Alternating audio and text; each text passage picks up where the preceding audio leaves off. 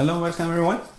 Tonight I'm standing in the kitchen of my summer house and I'm going to be making Grissini breadsticks, which is going to be served with tomorrow night's dinner, and I'm hopefully going to be able to film 3 parts, so 3 different recipes for 3 different movies, and this will be the first one. So I'm going to take you through it step by step, and it's a very easy recipe, so stay tuned and I'll bring you in close and show what we got. Here we are.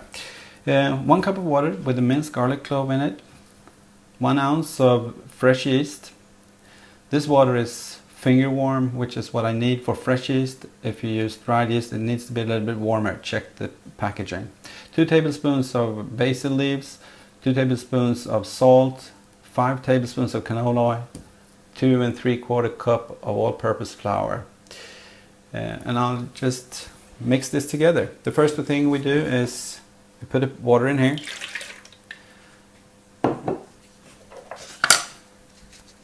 We need to dissolve the yeast, which is done fairly easily in the warm water. Just stir it until it is more or less completely dissolved.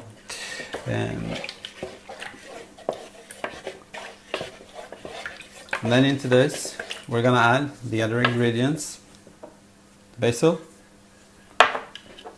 the salt, the oil, and we'll start out by using about half of the flour. We'll stir that together. This is actually just a way to get the salt and the basil mixed up with the flour.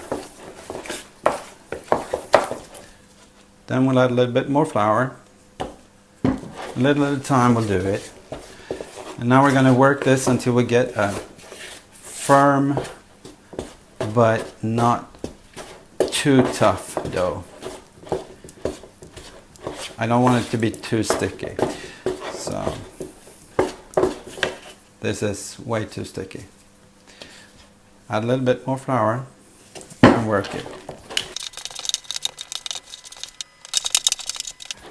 We're not making normal bread, we're making breadsticks, so this actually can feel a little bit too loose, but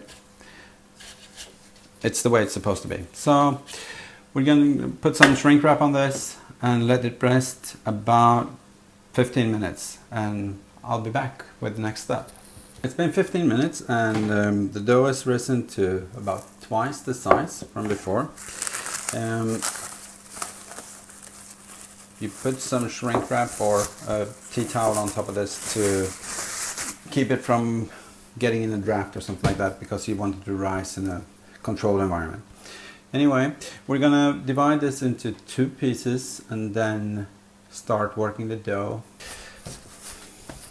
So I'm gonna work this, and once I get it into a workable consistency, I need to use a rolling pin to flatten it out. This bottle is gonna have to do because I didn't find a rolling pin.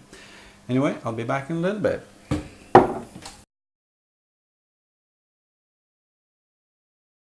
I flattened this to a rectangle, a 1/4 inch thick, and I wiped it with a little bit of water, added a sprinkle of salt to it, and then I started cutting it into strips. Each individual strip will be twisted and put on a roasting pan where it's going to rest 10 minutes covered, and then it's going to be cooked at a preheated oven. That's 200 Celsius, 390 Fahrenheit, and it's going to be in there 20 minutes until they're golden.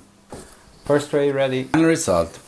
These spent 20 minutes, middle of the oven, at 5 minutes after they were done, just opening the door, and I let them cool down with the oven.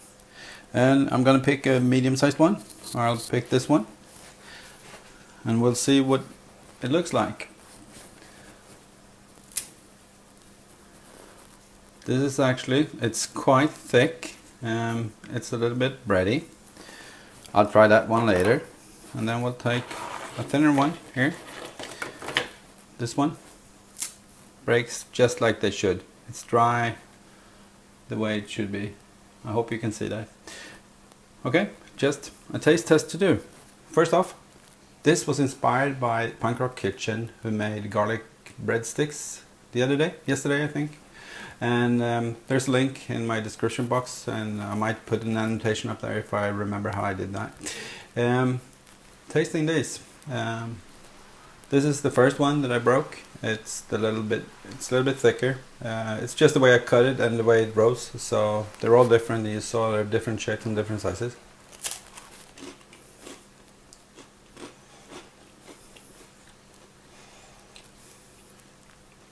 Taste is really nice, and I think the texture is good as well.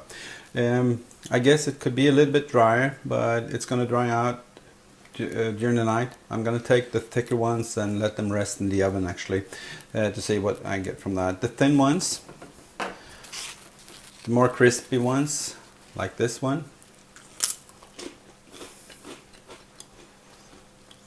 it's like a cracker. It's really good.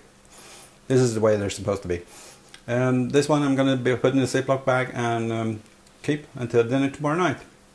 And I'm going to be making a peach salsa and a picana tri-tip.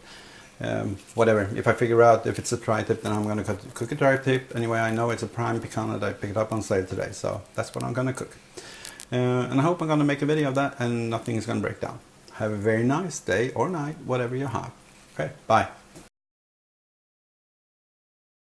Finish up so I can continue tomorrow.